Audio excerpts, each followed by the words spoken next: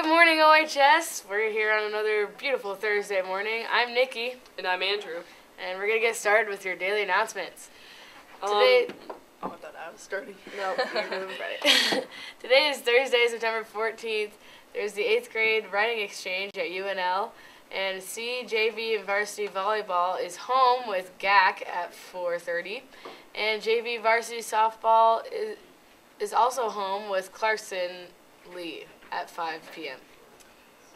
Tomorrow there's a cross-country invite at 3:30. It's senior parents' night for cross-country as well.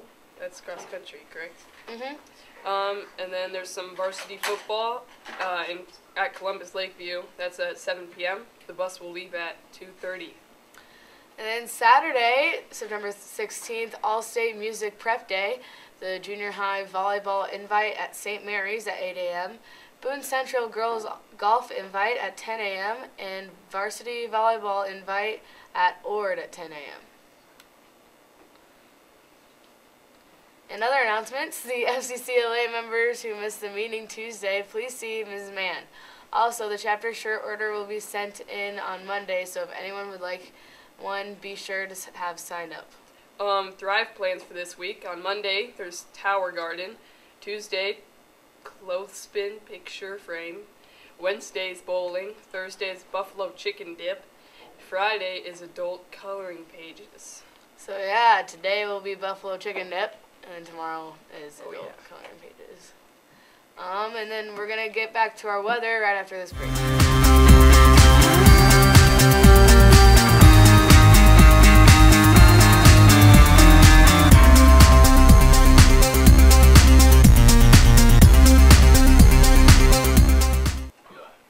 Welcome back. Here with your weather. Currently it's about 61 degrees. Feels like 61. There's about 10-mile-an-hour wind from the southeast. I don't know, let's go over to tomorrow. It's about a 90% humidity, so I don't know. It's not too bad. It feels pretty nice outside. Yeah. This afternoon it'll be 88 degrees, so it's going to go up a little bit. Wind at 9 miles per hour with a 52% humidity. Yeah, it's going to be one of the first times it actually gets into the 90s in a long time. So it's going to be pretty hot today, so it might not be a bad idea to just stay inside in nice air conditioning. All right, we're going to be right back with Andrew and Trevor with sports.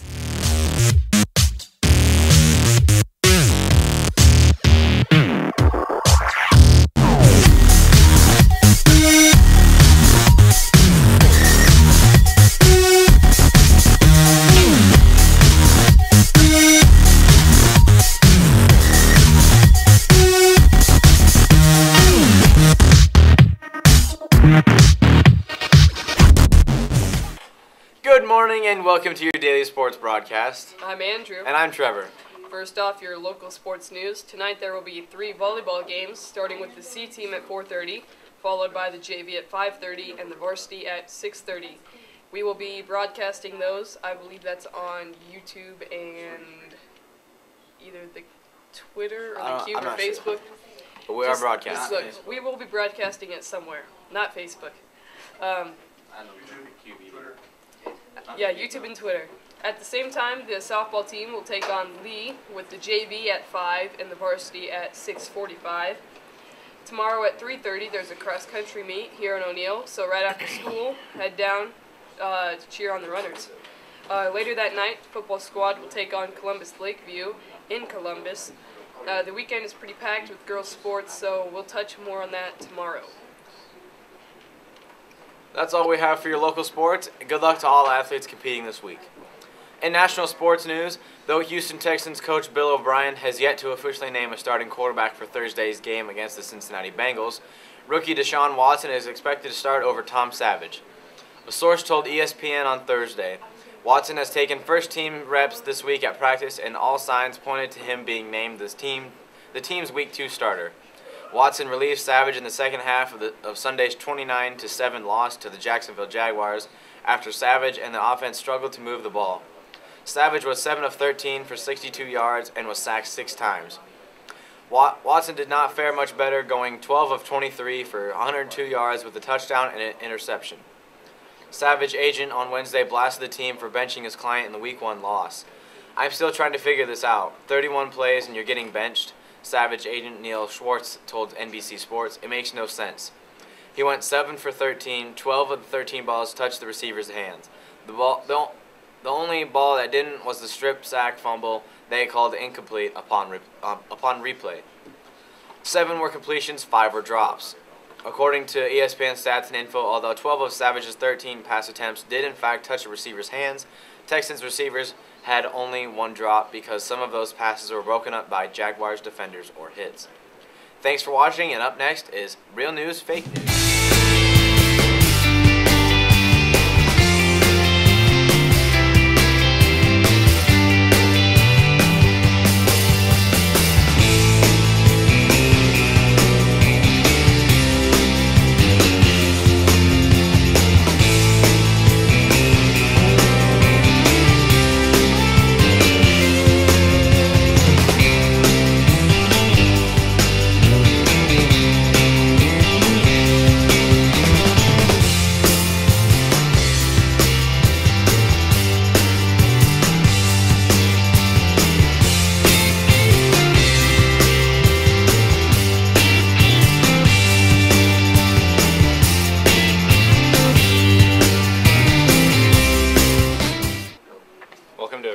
Fake News today. We're here with Trevor and Hunter, a couple Eagle Eye Broadcasting members.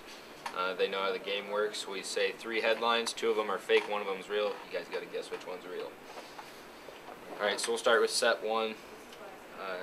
The first headline, Reddit is back up and running after 3 days after Anonymous reportedly took down their servers in protest for the company not controlling more of the hate speech on its site.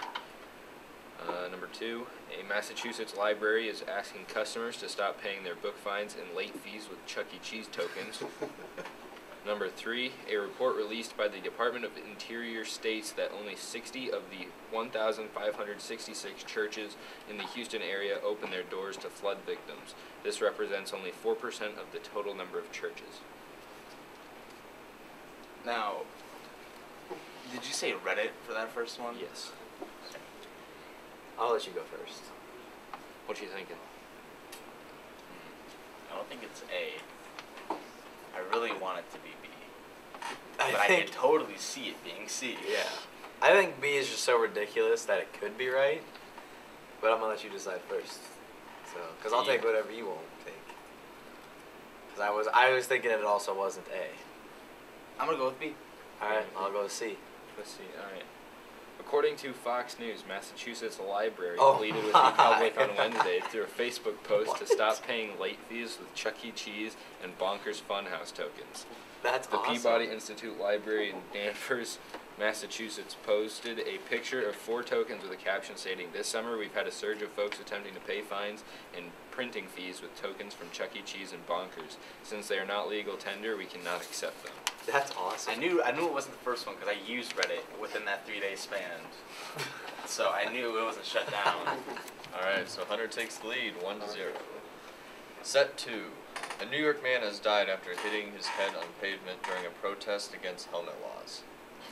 A 35-year-old mother of 5 is being sent to jail for pleading guilty on account of theft. However, they are appealing the sentencing after the defendant stated after the trial that she didn't know the difference between guilty and not guilty.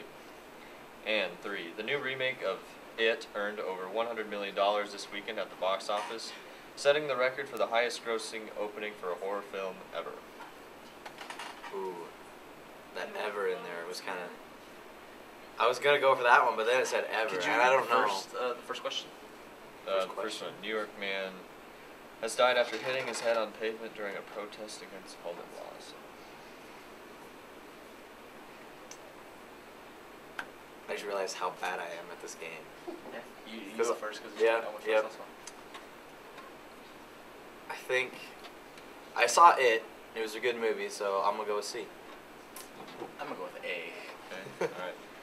According to CNN, Philip A. Contos, 55, of Parrish, New York, was on a riot organized Wow. by the Onondaga chapter of American That's pretty Bikers aimed toward education, state police said Sunday. Contos hit his brakes, began fishtailing, and lost control of his 83 Harley Davidson. He shot over the handlebars, hit his head on the pavement, and was taken to the Upstate University Hospital in Syracuse, New York, where he was pronounced dead. Wow. Did you read that article? Hunter's in the league. Hunter's Yeah, in the lead, Hunter's 2-1. Statistically impossible for Ooh, Trevor to come we got a back. scoreboard but- now. Oh wow. Double or nothing. First time we have a scoreboard. All right. You guys want double or nothing this question then? All or nothing. This could tie it up. All in, you want tied? We have 2 more sets. Two more. Double Double or or nothing. So I have Not a chance all at or that. nothing. If I get the next one wrong, then the last one will be all or nothing. The first one. Because I'm just so bad at this. First headline, you guys ready? Yeah. Equifax just recently announced that it is filing for bankruptcy after the company faces the largest federal lawsuit against a corporation ever filed. Number 2, Hillary Clinton announced last week that she is currently in the process of writing her second book since the election titled Forward Together. And number 3, last week over 54,000 people RSVP'd to attend an event where everyone would simultaneously turn on fans to blow Hurricane Irma away.